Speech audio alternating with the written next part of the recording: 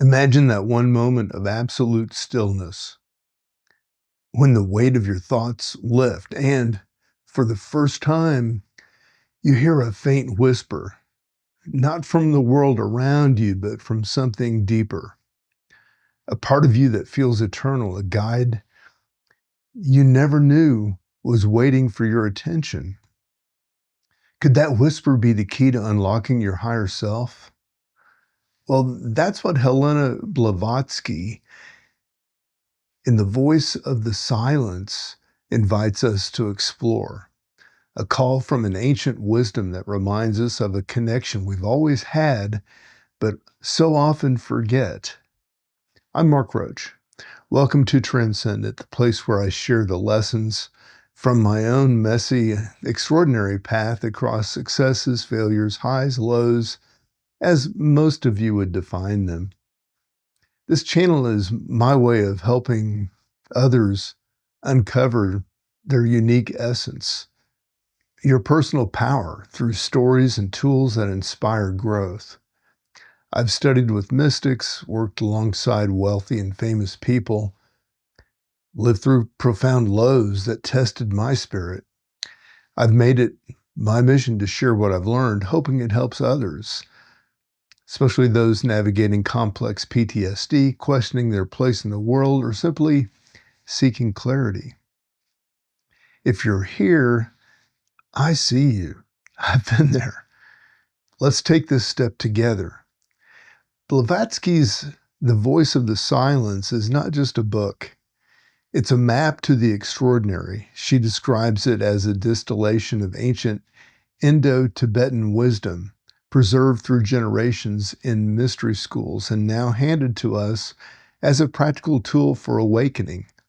Central to her teachings is the voice of nada, or what she calls the soundless sound. Imagine a frequency so refined it can't be heard with our ears, but felt in the stillness within. This silent vibration, when we're attuned, awakens what she calls our dormant spiritual faculties. It's like reuniting with a part of yourself you've always known but could never reach when life's distractions blurred the way. The wisdom she presents challenges the structures we've been conditioned to follow.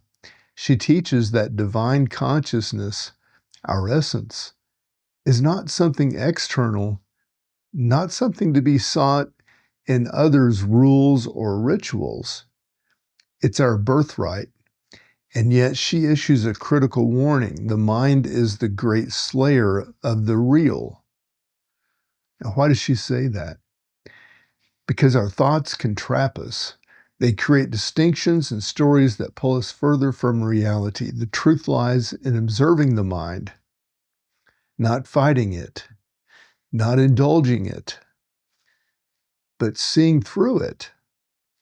Blavatsky speaks of 7 guiding virtues: generosity, morality, patience, detachment, spiritual energy, meditation, and wisdom. These aren't steps you climb in order.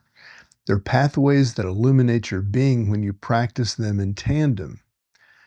When I read this, what struck me the most is how these virtues align not just with ancient mysticism, but with what modern psychology tells us about growth and healing.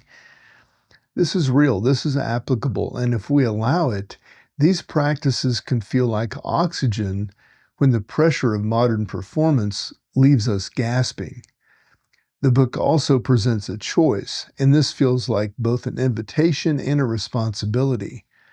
Blavatsky describes 2 paths.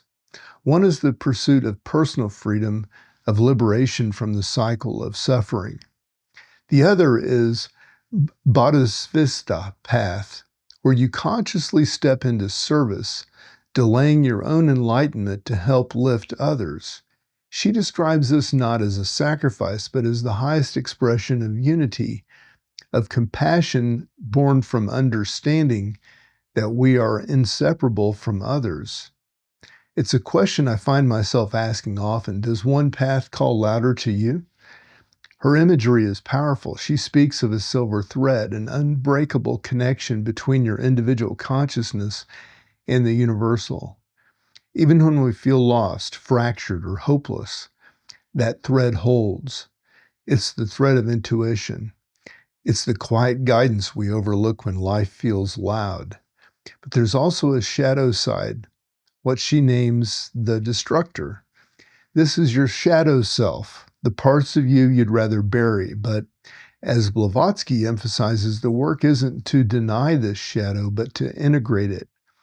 That's how we create what she calls the diamond soul, consciousness shaped not by avoidance, but by wholeness. Her teachings are profound, but they're also deeply practical.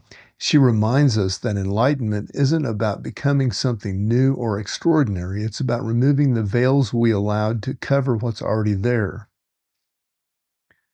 Practicing kindness, turning inward to listen instead of always reaching outward. Expanding awareness, not just for our own evolution, but also because as we rise, we offer others grace to rise. If you're still here, it's possible you've heard that whisper I mentioned at the beginning. Maybe faint, maybe clear, but unmistakably yours. That's how it starts. The call to begin. Remember, reconnect. If this resonates with you, spend some time reflecting on the moments when you felt most true to yourself, most grounded, most alive. Often those moments hold answers we can often overlook. I'm Mark Roach. This is Transcendent, wishing you all the best.